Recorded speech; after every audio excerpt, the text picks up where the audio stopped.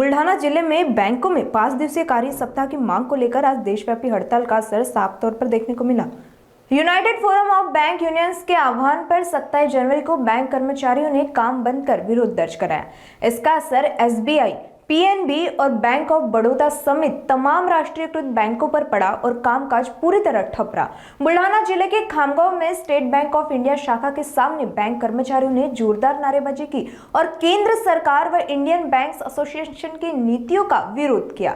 कर्मचारियों का कहना है कि उनकी लंबित मांगे जल्द पूरी की जाए, खासकर 5 दिन का कार्य सप्ताह लागू किया जाए। सुनते हैं क्या कहना है बैंक कर्मचारी का इस पूरे आंदोलन को लेकर। निदर्शन आम्ही आज यासाठी देतो आहे की म्हणजे स्वतः मी बँकेमध्ये 2013 ला लागलोय आणि 2013 पासून आमची ही एक डिमांड आहे की 5 दिवसांचा आठवडा हा झाला पाहिजे, परंतु गेल्या 10 वर्षापासून 12 वर्षापासून हे होत नाहीये आणि दर 5 वर्षाने आमचा जो द्विपक्षीय करार होत असतो बँकेचा आणि आयबीए जी सर्व बँकांची एक संघटना आहे त्यामध्ये जो करार होत असतो त्या करारामध्ये प्रत्येक वेळेस आम्हाला असं एक चॉकलेट दिलं जाते की या वर्षी नाही, पुढच्या वेळेस नाही, त्याच्या पुढच्या वेळेस।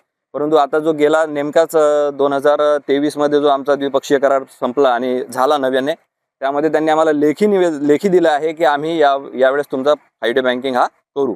परंतु आज 23 नंतर 2 वर्ष पूर्ण झाले आणि हे 3रं वर्ष सुरू झालं आहे, तरीही हा फ्रायडे बँकिंग जो आहे तो सुरू झालेला नाही आहे। तर गेल्या 2013 पासून मी पाहतोय पहिल्यांदा आम्ही बँकर्स जे आहेत पगारासाठी बाकीच्या सुविधांसाठी आम्ही संपावर जातो, परंतु फ्रायडे बँकिंग जो विषय आहे त्यासाठी आम्ही आज पहिल्यांदा म्हणजे जवळपास 13 वर्षानंतर पहिल्यांदा संपावर जातोय। तर हा संप आमचा तेवढ्याच उद्देशाने आहे की फ्रायडे बँकिंग झालं पाहिजे। फ्रायडे बँकिंग आता का बरं जरुरी आहे तर तुम्ही पत्रकार आहात, तुम्ही तेवढं समजू शकता आणि बरेचसे लोक आहेत जे बँकेला खूप जवळून पाहतात। असं कोणी नाही आहे सध्या तरी समाजात की जो बँकेत जात नाही।